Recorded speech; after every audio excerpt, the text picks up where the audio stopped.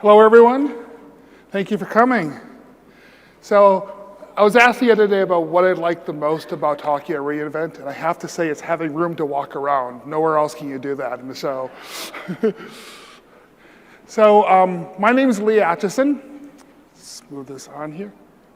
And I've been in the industry for a long time. I've been around for about 29 years. I spent 7 years of that working at Amazon Retail and Amazon AWS. And the last almost 5 years, I've been working at New Relic. At Amazon, I was the one that built the Elastic Beanstalk, if anyone's used that. But now at New Relic, I've been an architect lead and been involved in our service migration from a monolith to a service-oriented architecture, and been involved in a lot of different things like that. I specialize in cloud computing and microservice architectures, and I focus a lot on scalability and availability. So we all want better apps, and we want better apps faster. How do we use the cloud to accomplish this? Well, there's two ways we tend to do that. We use either a static model or a dynamic model of the cloud. The static model or the better data center model or a dynamic environment. I'm going to talk about each of these in turn. So first, let's talk about the better data center approach. In the better data center approach, what I mean by that is resources are allocated to specific purposes. You build a service, you build a series of services, they have EC2 instances that are statically allocated to them. You use them for that purpose. You need another server, you create it, you assign it to that purpose, you put it in a spreadsheet, it's managed like any other server. It works just like you do in a regular data center. Of course, the provisioning process in the cloud is a lot faster. And the lifetime of components, though, is just as long as they are in a data center. Instead of buying a computer and provisioning it, you allocate a computer, you allocate an instance, and you use it for as long as you need it. You replace it if you have to, but otherwise you leave it running for as long as you need it. These might run for months or even years in some cases. And so using this model of allocation of your services, essentially capacity planning, traditional capacity planning as applies in your own data center, is still just as important in a cloud-based data center. And so why do people use a data center this way? This is the traditional lift and shift model if you've heard of. Why do people use the cloud just simply as a better data center? What makes it better? Well, of course you can add new capacity faster. It's a lot easier to start a new instance than it is to allocate and provision a new server. But it also helps a lot with application availability.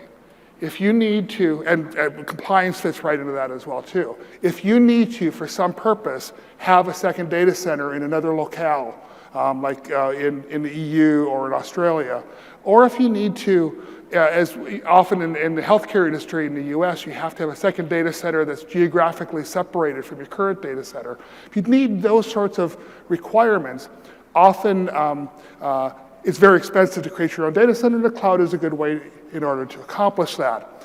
But it is not really using the dynamic characteristics of the cloud. It is just treating the cloud just as a regular data center. And so when you use the cloud in this model, your operations and your development team, we're going to focus on those two for a moment. Who's impacted the most by the use of the cloud in this model? The answer really is your operations team. Because your operations team is the ones that care about whether or not your servers scale or whether or not you need more capacity, and are they performing well in this cloud environment versus another one. But your development team doesn't really care less at all. To them, a data center is a data center. They don't care where your application runs. They just care that it does run. So in this use of the model, your development team doesn't care, but your operation team cares a lot. Better data center is simply a way to deploy new applications and new services faster or scale them in a faster way. So I get asked a question. I work for New Relic, which is a monitoring company. How do you monitor a cloud-based data center using a static model? The answer is it's no different than any other data center. There's nothing different about monitoring a static cloud environment than there is monitoring your own on-premise data center. Exactly the same thing. But I get asked the question, what about CloudWatch? Doesn't that provide monitoring solution that you can't get your own data center, and isn't that enough? Well, CloudWatch is really interesting because CloudWatch provides you some very fundamental monitoring capabilities within the EC2 world, but also with other services as well, but only to a certain point. When you use CloudWatch, it's providing you low-level hardware virtualization information, and that's it. It's giving you things like CPU utilization, absolute disk utilization, networking utilization, but that's it. It doesn't give you even basic OS capabilities like RAM usage or process usage or virtual memory. It doesn't give you any configuration information. And of course, it knows nothing about your application, so concepts like latency is not something that CloudWatch can monitor for you. Instead, to monitor those additional things, you need more monitoring capabilities than what you can typically get from CloudWatch. Something like New Relic, application performance monitoring, infrastructure monitoring. And with those things, you get the OS level monitoring capabilities, the infrastructure monitoring, the things above the virtual hardware, as well of course as the application performance monitoring, mobile browser, those sorts of things. And only when you use them both together do you get a complete stack monitoring solution that you really need. So that's the static environment. Now let's talk about the people who use the cloud in a dynamic environment. This is very different than the static model of cloud usage. The dynamic model is different because in the dynamic model, you don't statically allocate uses for applications. You use only the resources you need. You allocate or provision them only when you need them. You actually allocate and deallocate them on the fly, on demand. And the other aspect is your application now, your application architecture is intimately involved in this process of provisioning, which it wasn't before in the static model. Static model, your application didn't care about provisioning, but in the dynamic model, it cares a lot about provisioning because you're allocating your resources only when you need them.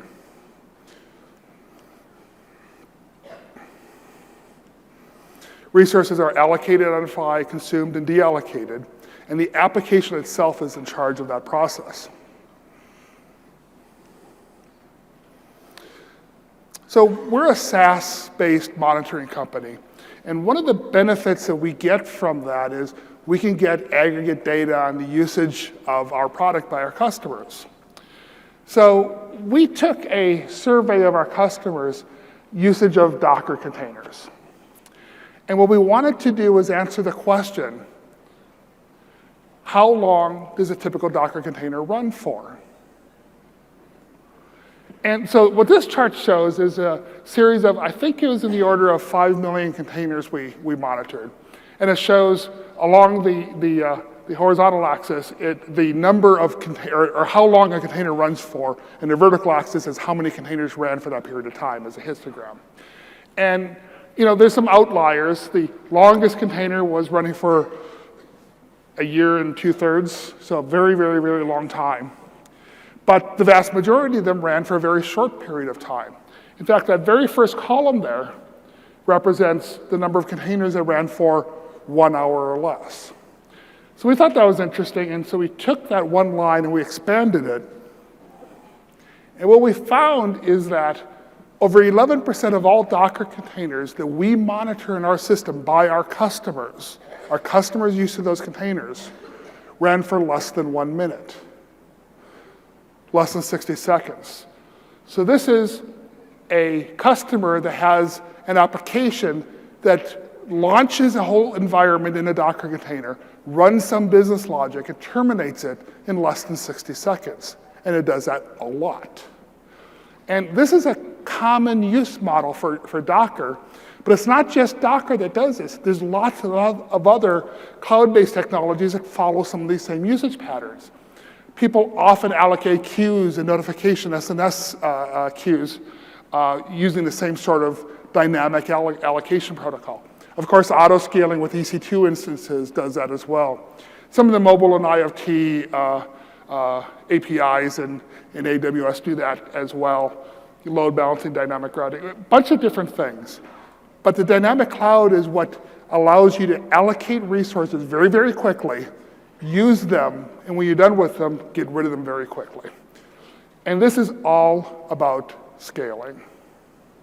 Yes, there's cost savings involved too, maybe, maybe not.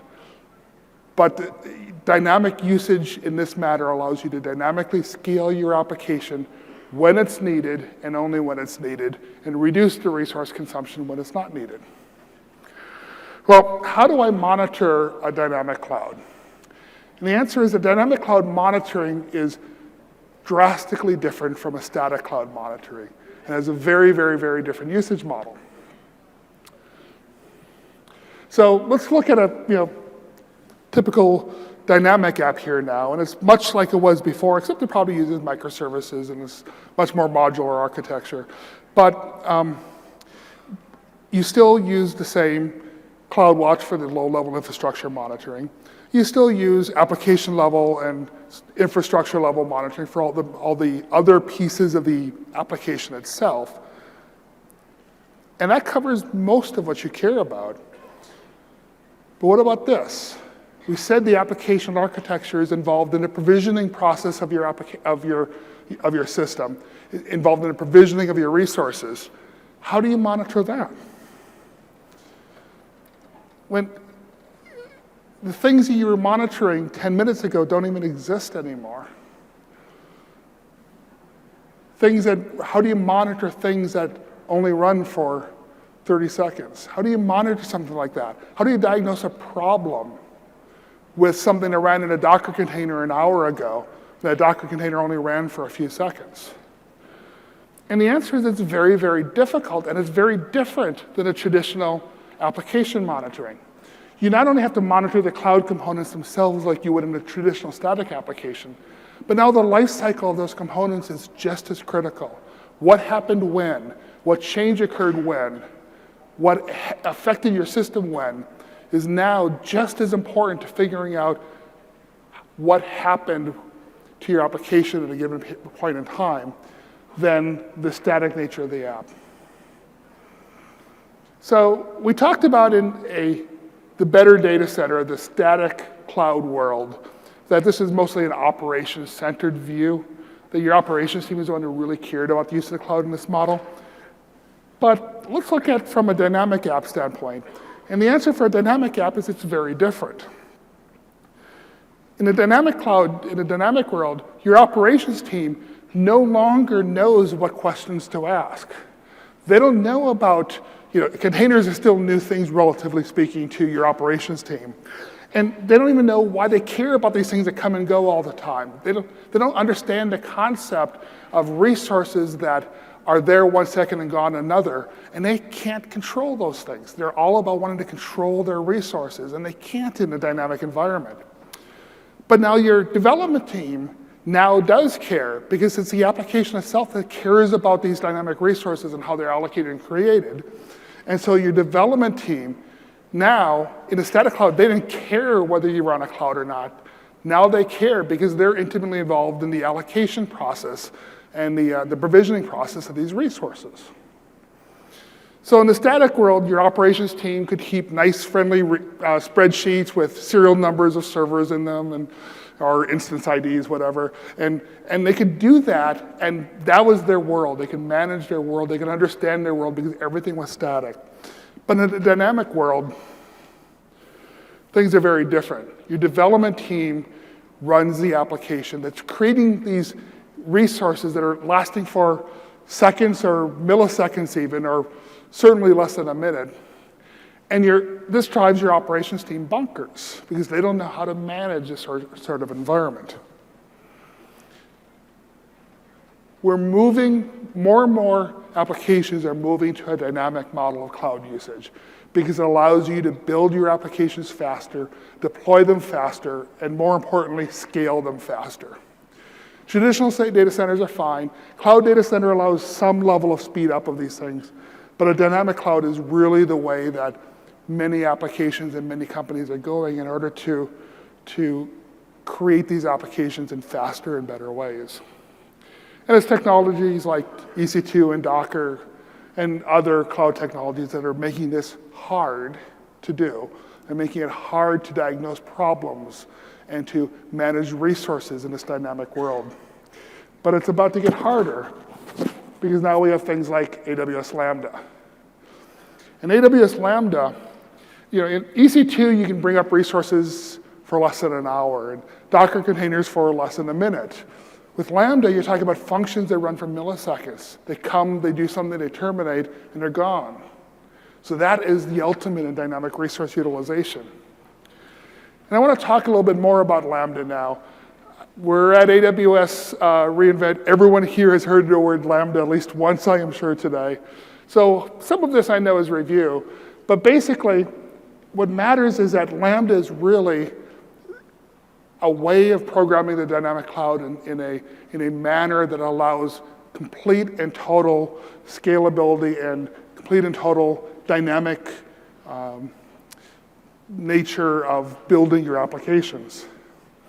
And it basically allows you to build applications that have virtually no startup or shutdown time and simply run in response to things that are going on within your application. Basically what a Lambda function does at its very root level is it waits for an event to occur in your cloud. When an event occurs, a trigger fires that causes a Lambda function to run and perform some operation and affect some other resource or create or update either the original resource or some new resource. That's all that a Lambda function is.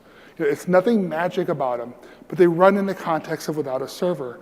And the big advantage of that environment is you can have any number of these running at the same time, and you don't care about it. AWS cares about it, but you don't care about it. You can have any number of these things running at the same time, and you don't have to know about that from a scalability standpoint. So I want to go through a couple of quick example applications and how they use Lambda.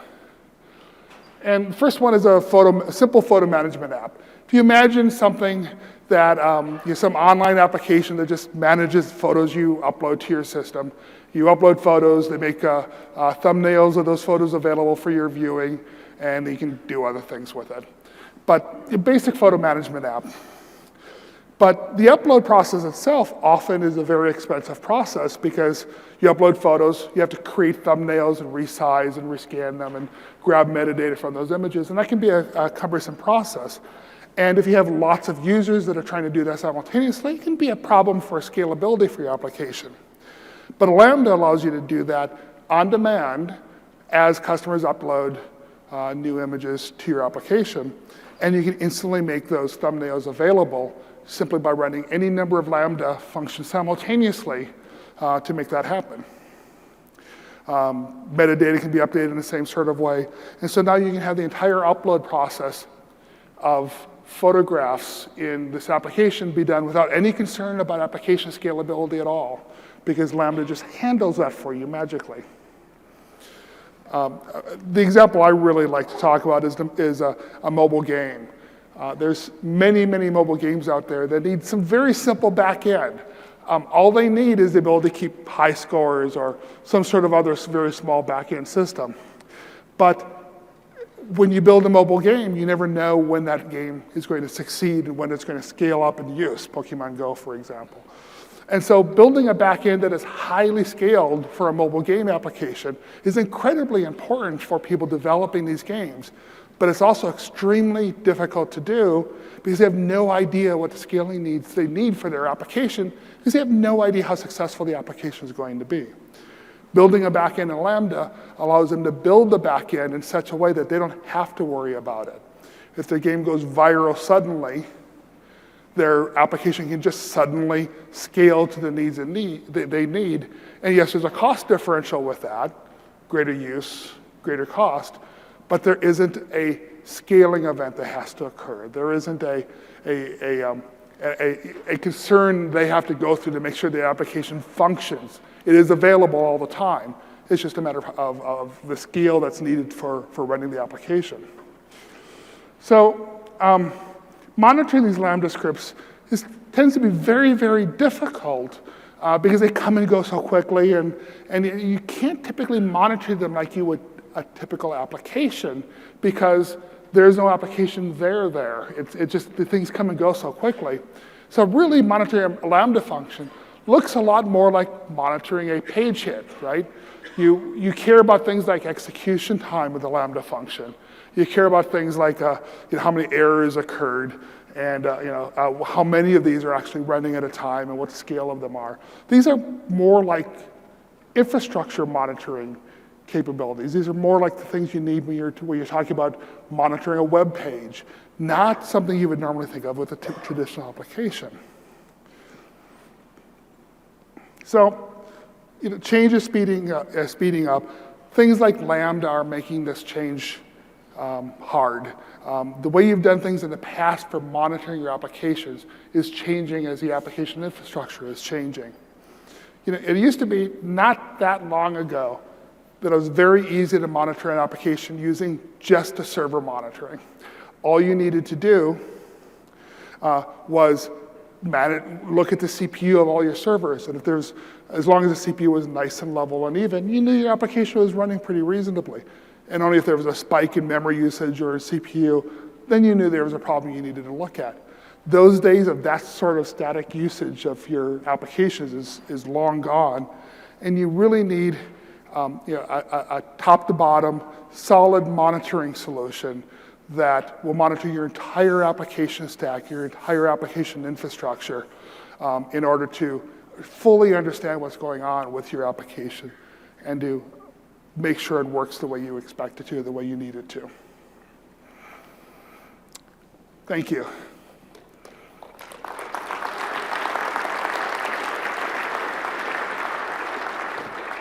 I do want to put a plug in for the New Relic booth, which is booth 610 in the main hall. Please stop by there.